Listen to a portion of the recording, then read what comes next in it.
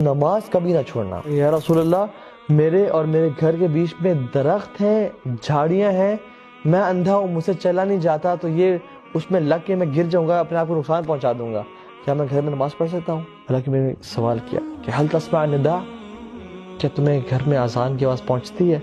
جی یا رسول اللہ۔ جھوٹ تو بولتے نہیں تھے وہ، کیونکہ اللہ کے نبی نے کبھی انہیں جھوٹ بولنا سکھایا نہیں تھا، تو انہوں نے کہا جی یا رسول اللہ۔ انہوں نے کہا پھر مسجد میں آ کے نماز پڑھنی پڑے گی۔ مجھے اب یہ بتائیں کہ 6 عذر، نابینا ہے، گھر مسجد سے بہت دور ہے، کوئی لانے والا نہیں ہے، بیچ میں درخت اور جھاڑیاں ہیں، جانور ہیں، بھیڑیے ہیں جو کھانے والے، اور خود اتنے کمزور کہ ہڈیاں کمزور ہو چکی ہیں، یہ 6 عذر، یہ پھر بھی ان کو اللہ کے نبی نے جو رحمت للعالمین ہے اجازت نہیں دی، کیونکہ نماز کا معاملہ بہت سنگین ہے۔ مجھے یہ بتائیں کہ ہم لوگ کون سا ایسا عذر، 7واں عذر اللہ کو قیامت یہاں پیش کریں گے کہ اللہ ہم مسجد کیوں نہیں جاتے تھے؟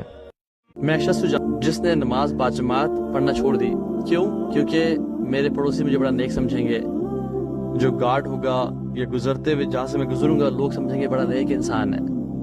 یہ ریا ہے، لوگوں کے لیے عمل چھوڑنا۔ کوئی انسان سجدہ کر رہا ہے اور سجدہ لمبا کر رہا ہے اور ریئلائز کرتے ہیں کہ کوئی شخص میرے کمرے میں داخل ہو گیا یا مسجد میں داخل ہو گیا، اور وہ سجدے سر اٹھا لیتے کہ لوگ یہ نہ جان لیں کہ میں بڑا لمبا سجدہ کرتا ہوں، تو اس شخص کے لیے اس طرح سجدہ چھوڑا کر دیا، یہ بھی ریا ہے۔ کسی کے لیے کوئی عمل کرنا یا کسی کے لیے کوئی عمل چھوڑنا، یہ راکاری میں آتا ہے۔ Don't leave the good deed, اور بلکہ پرولونگ کرو اپنے عمل کو، اینڈ پیوریفائی یور انٹینشن کہ یا رب میں تیری رضا کی۔ رزق تنگ کر دیا جاتا ہے اس کے گناہوں کی وجہ سے۔ آج ہم نیچے ایک فقیر کو دیکھ لیں جو راستے میں چل رہا ہے، اور ہم پولیٹیشین یعنی اپنے ٹاپ لیول کے لوگوں کو دیکھ لیں، ہر بندہ اپنی کیپیسٹی کے مطابق اللہ تعالیٰ کو ناراض کر رہا ہے۔ تو اگر آج ہم چاہتے ہیں کہ ہمیں اللہ تعالیٰ کا ساتھ ملے، اللہ تعالیٰ کی نصرت آئے، we are seeing everywhere, ہم سب مکہ جاتے ہیں، ہم لوگ عمرے کرتے ہیں، حج کرتے ہیں، متى نصر اللہ، نصرت کہاں پہ آئے گی؟ یعنی ہم اپنی جانوں پہ بیسیکلی ظلم کر رہے ہیں۔ ان کو الزائمر ہو جاتا ہے، مدنی باکسر یہ بیمار ہو جاتے ہیں، ان کو الزائمر ہو جاتا ہے، اور ان کو پارکنسن ایک ڈیزیز ہے جس میں بندہ نا ہلتا رہتا ہے، یاد بھی نہیں رہتا، بندہ بات بھی نہیں کر سکتا، اور کہتے ہیں کہ اللہ تعالیٰ نے جو مجھے سب سے بڑی نعمت دی ہے نا وہ یہ بیماری ہے، اور پھر بتاتے ہیں کیونکہ بولتے ہیں کہ میں ساری زندگی جو سمجھتا رہا تھا کہ آئی ایم دی گریٹسٹ، اللہ تعالیٰ نے مجھے میری حیثیت بتا دی ہے کہ میں کیا ہوں، اور پھر کہتے ہیں کہ اگر میں اسی حالت میں مر جاتا، اس دنیا سے نکل جاتا، تو ہو سکتا ہے میری موت شرک پہ ہوتی، کیونکہ میں تو کہہ رہا تھا کہ میں سب سے بڑا ہوں، مجھ سے بڑھ کر کون ہے، مجھ سے زیادہ طاقتور کون ہے۔ تو اللہ تعالیٰ کی یہ بلیسنگز ہیں، یہ نعمت ہے کہ اللہ تعالیٰ نے مجھے بتا دیا کہ اے محمد دیکھو تم ہو کون، اے انسان تو ہے کیا، what do you think about yourself۔ کہ انسان پہ ایسا ٹائم نہیں آیا کہ وہ اس کا ذکر نہیں تھا اس دنیا میں، وہ اس ایگزسٹنس ہی نہیں تھی۔ انا جعلنا الانسان من نطفة امشاج نبتلیہ فجعلناه سمیعا بصیرا، ہم نے انسان کو پیدا کیا نطفے سے، کیوں؟ نبتلیہ، ہم اس کو آزمائیں گے۔ یہ دنیا دار البلا ہے، یہ دنیا ایگزام کا ہال ہے، ہم ایگزام کے اندر ہیں اس ٹائم۔ یہ دنیا مشکلوں کی جگہ اور آخرت آسانیوں کی جگہ ہے، بٹ جو شخص اس دنیا کو آسانی کی جگہ بنانا چاہتا ہے، آسانی ان ٹرمز آف دنیاوی آسانیاں جو اپیرنٹلی سامنے آتی ہیں کہ مجھے ہر چیز مل جائے جو میں مانگتا ہوں، اور میں عیاشی بھی کروں اور گناہ بھی کروں اور شراب بھی پیوں اور زنا بھی کروں، تو اس کے لیے آخرت اگر پھر آسان نہیں ہوگا۔ کہ انسان پہ ایسا ٹائم نہیں آیا کہ وہ جب بھی دنیا پریشان کرتی ہے نا، صحت کی فکر ہو، مال کی ہو، اولاد کی ہو، جب بھی کسی چیز کی فکر ہو، میں اس حدیث کو یاد کر لیتا ہوں، اور وہ حدیث ہے من کانت الدنیا ہمہ،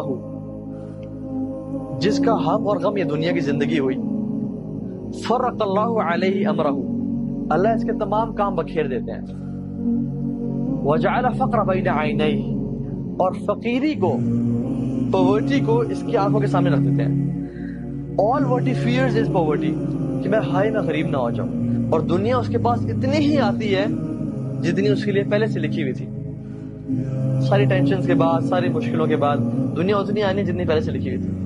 ومن کانت الآخرۃ نیتہ، اور جس کا فوکس آخرت ہوتی ہے، جمع اللہ علیہ امرہ، اللہ تمام کام اس کے لیے جمع کر دیتے ہیں۔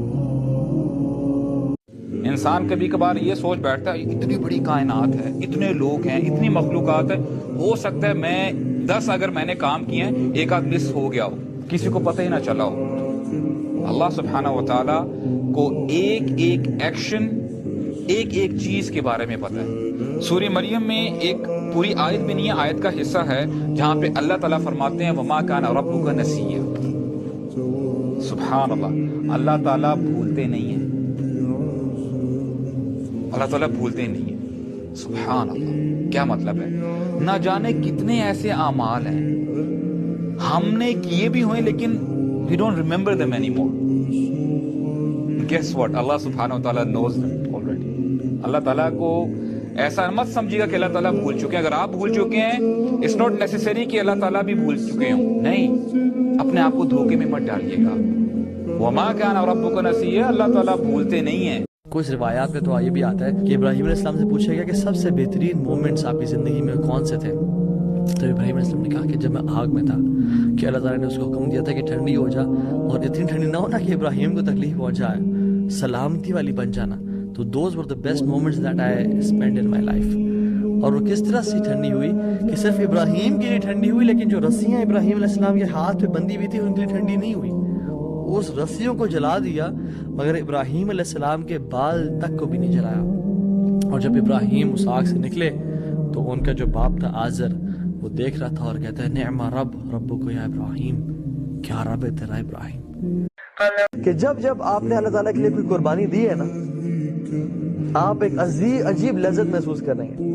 اور آپ یقین جانیں جب آپ کسی اپنی ایسی چیز کو جس کے لیے آپ کے دل چاہ رہا ہے یا محبت ہے، اگر آپ اس کو اللہ کی رضا کے لیے قربان کریں گے نا، تو اس کے ریپلیسمنٹ میں جو اللہ تعالیٰ آپ کو ایک لذت دیں گے وہ انسان کبھی سوچ بھی نہیں سکتا۔ دیکھیے اللہ تعالیٰ بڑے قدر والے ہیں۔ حل جزاء الاحسان الا الاحسان، کہتے ہیں کیا احسان کا بدلہ احسان نہیں ہے؟ تو وہ فوراً سے احسان کا بدلہ دیتے ہیں انسان کو۔ اور سب سے بڑا جو بدلہ جو فوراً سے امیڈیٹلی ایک شخص کو ملتا ہے وہ کیا ہے؟ اس کو اس عبادت میں لذت دے دینا۔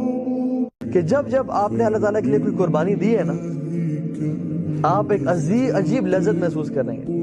اور آپ یقین جانیں جب آپ کسی اپنی ایسی چیز کو جس کے لیے آپ کے دل چاہ رہا ہے یا محبت ہے، اگر آپ اس کو اللہ کی رضا کے لیے قربان کریں گے نا، تو اس کے ریپلیسمنٹ میں جو اللہ تعالیٰ رات کو سو رہے تھے، جب صبح ہوئی تو وہ اٹھتے ہیں اور کہتے ہیں اعوذ باللہ من صباح الی النار، میں اللہ کی پناہ طلب کرتا ہوں ایسی صبح سے جو جہنم میں ہو، میننگ کہ کہیں ایسا نہ ہو کہ بندہ جب اس دنیا سے چلا جائے اور پھر جب وہ اپنی آنکھ کھولے تو اس کے سامنے جہنم ہو۔ میں اللہ تعالیٰ کی پناہ چاہتا ہوں ایسی صبح سے۔ اور پھر کہتے ہیں حل جئتمونی معکم بکفن، کیا تم میرے لیے کفن لے کے آئے ہو؟ تو لوگوں نے کیا کیا، وہ کپڑا لے کے آئے جو تقریباً 300 درہم کا تھا۔ حضرت حذیفہ کہتے ہیں کہ تم نے کیا کیا ہے، میرے لیے نارمل 2 سفید کپڑے لے لو، کیونکہ جو تم کپڑے لے کے آؤ گے میرے لیے وہ میرے ساتھ تھوڑا ہی عرصہ رہیں گے، تو مجھے یا تو ان کپڑوں سے اچھے کپڑے پہنائے جائیں گے یا ان سے برے کپڑے پہنائے کہ اے انسان ہم نے تجھے مشقت میں پیدا کیا ہے، you have to face trials, problems تیری زندگی میں آئیں گی، بیماریاں آئیں گی، مشقتیں آئیں گی۔ ہو سکتا ہے کہ ایک جھونپڑی والا رات کو بڑی آرام سے اپنی جھونپڑی میں سو رہا ہو، اس کو نیند آ رہی ہو، اور یہاں پہ ملٹی بلینئر ہے، اس کو اپنے سافٹ میٹرس میں نیند نہیں آ رہی ہوگی۔ اگر پرابلمز نہ ہوتی، یعنی کچھ ایسے لوگ جو اللہ تعالیٰ کے خاص بندے ہیں وہ زیادہ مستحق تھے کہ ان کے اوپر پرابلمز نہ آتی، اور انبیاء سے بڑھ کر کون ہو سکتا ہے؟